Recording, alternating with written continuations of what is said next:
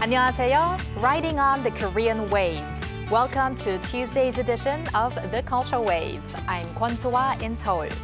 Explore with us Korea's culture from all aspects and stay up to date with K-entertainment, K-photography, K-travel, K-everything.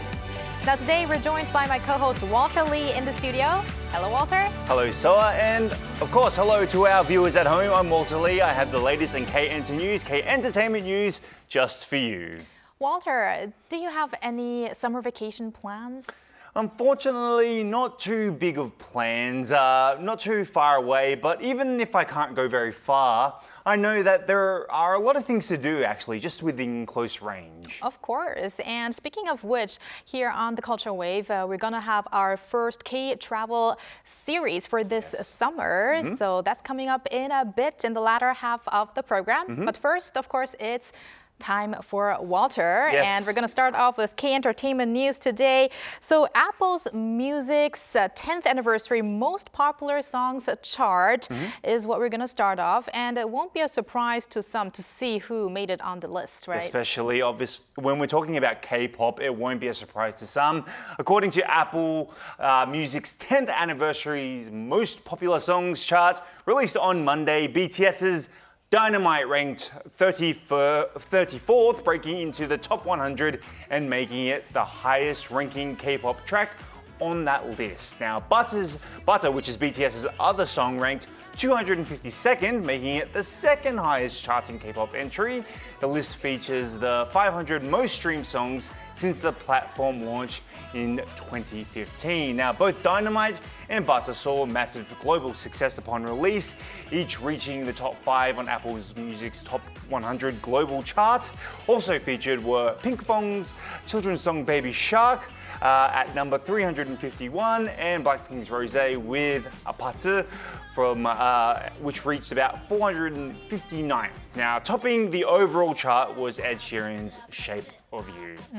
And now from human K-pop stars, human idols to virtual idols. Take us to the digital world. Yeah, so we talked about this sort of yesterday kind of when we talked about movie idols, but today virtual idol group PLAVE has taken the top spot for streaming on Melon, South Korea's largest music platform for the first half of the year, amassing over 950 million streams from January 1st to June 18th, earning PLAVE the title of the most streamed artist in the first half of 2025. Now, their title track Dash from the third mini album, Astrum, The Shape of Things to Come Part 1, released in February, recorded 185 million streams, making it the most streamed song during that time. Now, since debuting on March 12, 2023, PLAVE have racked up more than 2.77 billion cumulative streams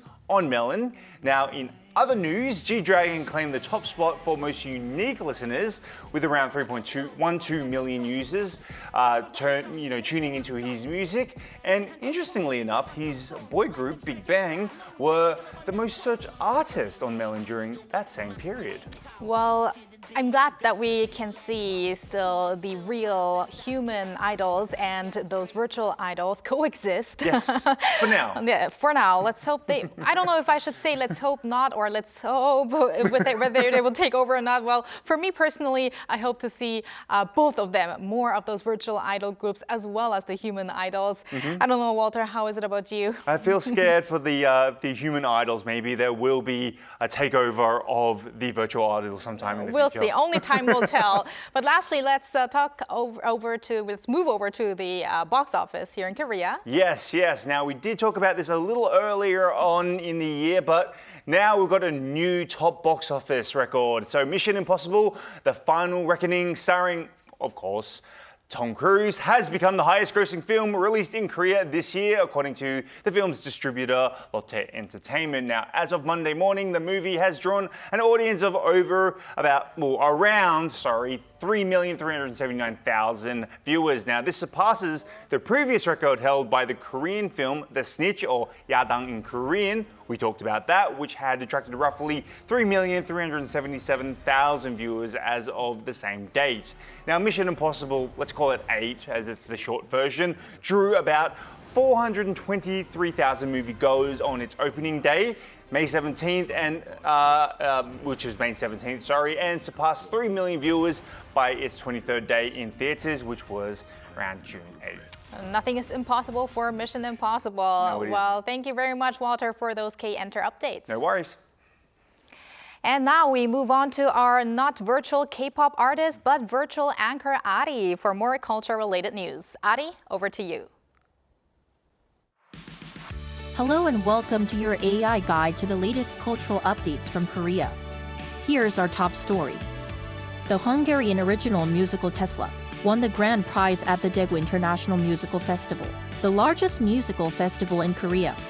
Produced by Budapest-based private performing arts company TVG Production, the musical portrays the life of electrical engineering pioneer Nikola Tesla through an epic and visually dynamic performance. It was praised for its outstanding quality, which captivated both audiences and judges alike. This year's Daegu Musical Festival showcased 29 productions and over 100 performances, featuring acclaimed works from diverse countries including Hungary, France, China, and Japan, alongside Korean original musicals that highlighted the strength of homegrown creativity. It came to a close on Monday evening with the Grand DIMF Award ceremony held at the Daegu Opera House. The first Korea-born twin giant panda sisters, Bao and Bao, have joyfully celebrated their second birthday at Everland, their current home. These beloved pandas are younger siblings of Bao, who captured hearts across Korea before being sent to Sichuan, China, last April. A special birthday party was held attended by zookeepers and invited guests, featuring a giant bamboo cake and a variety of enrichment gifts, including cooled rocks and bamboo toys, to help the pandas stay cool and cozy during the summer heat. Born on July 7, 2023, Bao and Bao arrived weighing just 180 grams and 140 grams respectively, but now each weighs around 70 kilograms, showing an astonishing 440-fold increase in weight. The Jeju National Museum is hosting a special exhibition titled Dreams of a Butterfly in Jeju. Special exhibition on Seokdumyeong in celebration of the 80th anniversary of Korea's liberation from Japan. The exhibition showcases over 100 items, including Seok's butterfly collections, key publications on his Jeju studies, and traditional Korean butterfly crafts. Seok, known as Dr. Butterfly, was a pioneer in Jeju studies and a multidisciplinary scholar who combined natural sciences with the humanities. To enhance engagement among children, the museum will offer educational programs and guided tours every Wednesday and Thursday from July 30th to August 14th. The exhibition runs through October 19th. That's all from me. Stay tuned to the Culture Wave. The Sema Museum of Photography is a branch of the Seoul Museum of Art and the first and only public space in Korea specializing in photography. This museum plans to offer diverse activities to become a new center for photographic art in Korea and Asia.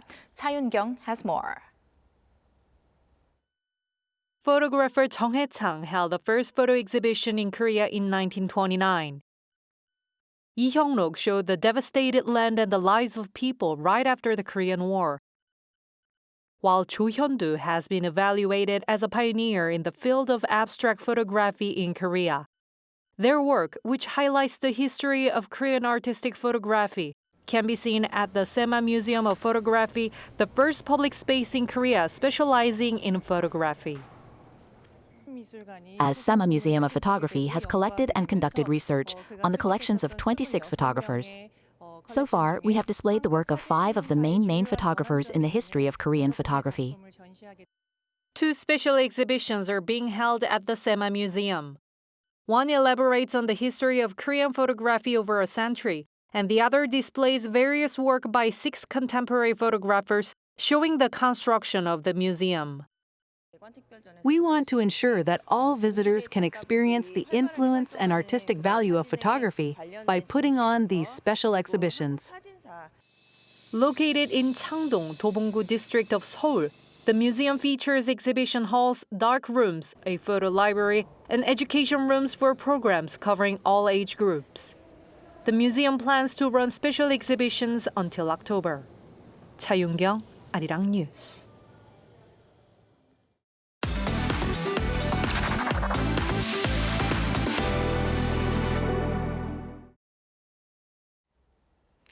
Starting today for a month, we want to introduce foreigners' favorite summer travel destinations in Korea. The first location is a hatpil, or hotspot in the heart of Seoul, where traditions and trends coexist. It's Gyeongbokgung Palace, one of the most popular attractions among foreign tourists who visit South Korea's capital, Seoul.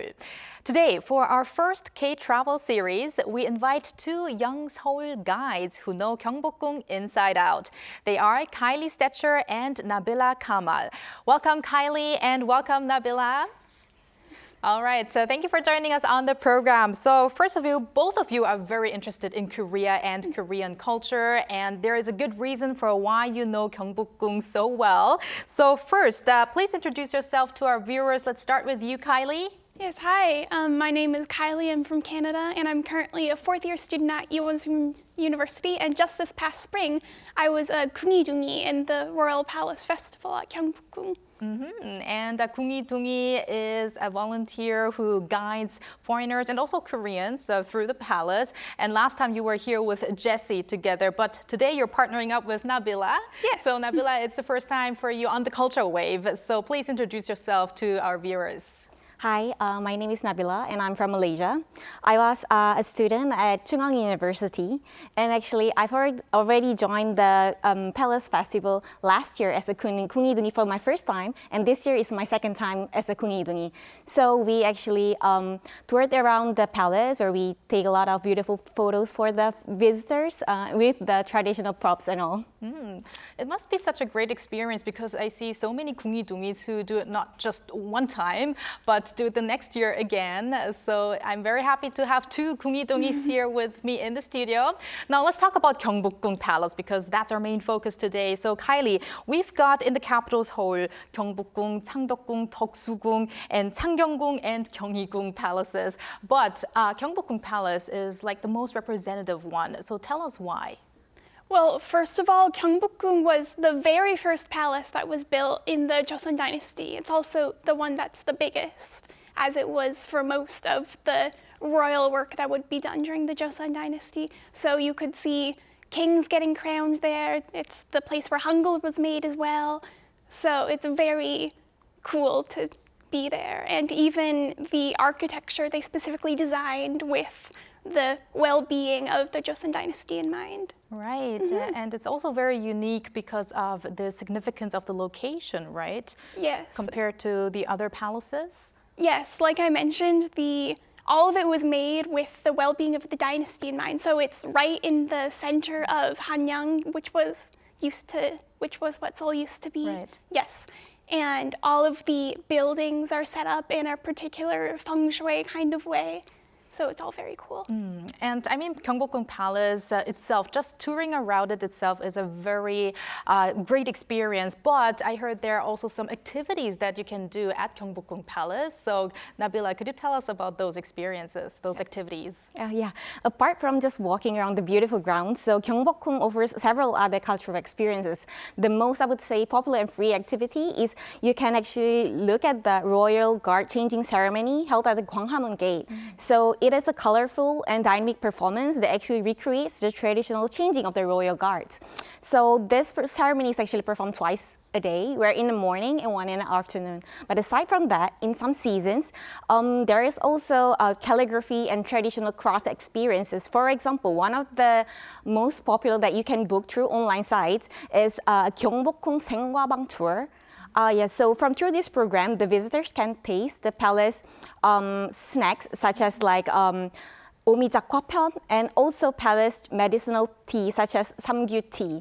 So by experiencing this, you can actually feel as if you are traveling back in time and actually lived into the Joseon era like a king and queens. Oh, so much to do there. And I know that one experience foreigners, foreign tourists, once they come to Korea and to Gyeongbokgung Palace, what they really enjoy is to wear the traditional Korean attire, hanbok.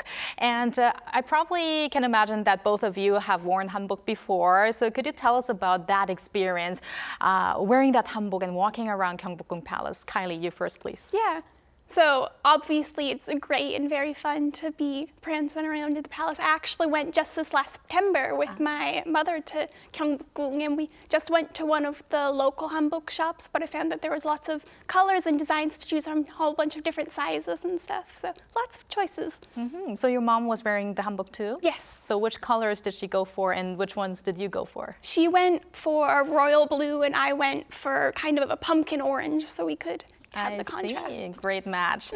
And what about you, Nabila? How was it for you, that experience? So I've actually worn it a few times. But the one that I would say most memorable for me is when I wore it with my family, where my mom and dad actually wore the king and queen costume.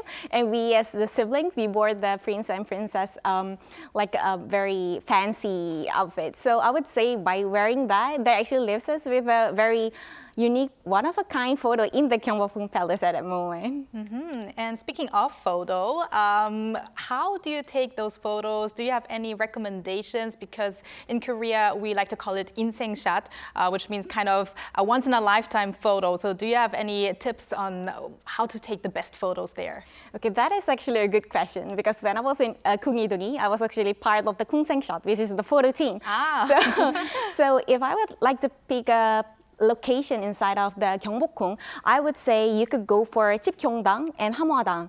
So around there, there's a lot of traditional door frames and also the wooden corridors. By just walking around the area, you can actually take a very perfect photo. It is very beautiful and traditional. So by walking, while you're walking, you can actually hold your skirt with one hand and also like look over your shoulder to strike like a very natural pose, I would say. That will leave like a very, very beautiful photo. And sounds fantastic. Kylie, do you have any tips for one of the best photos in a hanbok? Perhaps if you were to take a video, you could do it all spinning around. You get the hanbok going on nicely. It's really pretty. I'll put both of your tips onto my list next time I get to wear a hanbok. And I mean, also, I want to mention that if you wear a hanbok at Gyeongbokgung Palace, it's you get a free entrance into the palace, right? Yeah. So you would have to rent a hanbok nearby, and there are many stores right around those places. And then you would rent a hanbok and get free entrance. I mean, not everyone owns a hanbok. Do you guys own a hanbok actually? No, unfortunately. So every time you go, you rent a new one, yes, right? That's right. And I guess in that way you have a diversity of those. You get to choose from a variety of hanboks every time you do make a visit there. But now let's talk about something else. Kylie, what did you find foreign visitors are most attracted by about the palace? Or was there anything in particular they were surprised of? I would say one of the things that I enjoy recommending the most for people who go to Gyeongbokgung is listening to one of the tours that they hold there. They have them in multiple languages, so you can do whatever language that's you're most comfortable with. But they have a whole bunch of fun tidbits, such as what are the statues that are here, or what was this building used for. So it's very fun for us to learn all about the information. So very informative as well for people from all around the world. Now, Nabila, could you tell us about the atmosphere depending on the season? I mean, it's currently a hot summer, and I heard that at Gyeongbokgung Palace there are also some cool spots as well, to-go spots. So tell us a bit about the different atmosphere by season. Okay, so Gyeongbokgung is like it literally changes across the seasons. So firstly, in the autumn, so the Hyangwonjeong Pavilion is actually beautiful as it's surrounded by red and golden leaves. So in the winter palace, it has like a quiet charm, especially if it snows. And also in the spring, it has a soft and romantic vibe thanks to the cherry blossoms that's blooming around the palace. And now in the hot summer, it's quite hot, right? So I would recommend taking a shade near the Gyeonghaeru Pavilion. So not only the breeze over the pond actually cools you off, but it is actually also a great little escape for you from the heat, while you actually can enjoy the beautiful scenery. over there. So what would be your favorite season to go to the palace? I would say I would pick the winter season because it's like not only, even though it is cold, but also during the winter season you would wear the hanbok with like an extra layer, which actually gives like a different vibe from the other seasons. Also, the place is very nice. And then if you have the snow falling down, yes, and then you wear the hanbok, and then you make a turn like Kylie mentioned yes. earlier, it's gonna be pretty beautiful. But now we are in summer, and you yes, said there are some places where you can cool off, yes, and I guess Gyeongbokgung Palace is great for all seasons. But Kylie, now let's talk about some of the ways to get to Gyeongbokgung Palace. Do you have any recommendations for foreigners how they should move to the location? So I would say one of the most kind of vibey ways that you could get there is you could go by bus, because it will take you right to the front of Gwanghwamun. You can walk through Gwanghwamun then to go to Gyeongbokgung. But for kind of the hot tip of how to get to Gyeongbokgung, if you go to Gyeongbokgung Station through the subway, there's exit 5 that takes you nearly right into the palace. So it's a nice shortcut. Right, and also, I mean, even if you have a walk to do, it's nice. The area itself is so nice. Yes. So walking there, if you're maybe at a different station, because there are many Anguk Station, Gwanghwamun Station, they're not that far away, and those are also all destinations for people who are traveling to Seoul. So I guess there are many different ways to get to Gyeongbokgung Palace. But what about after that trip to Gyeongbokgung Palace?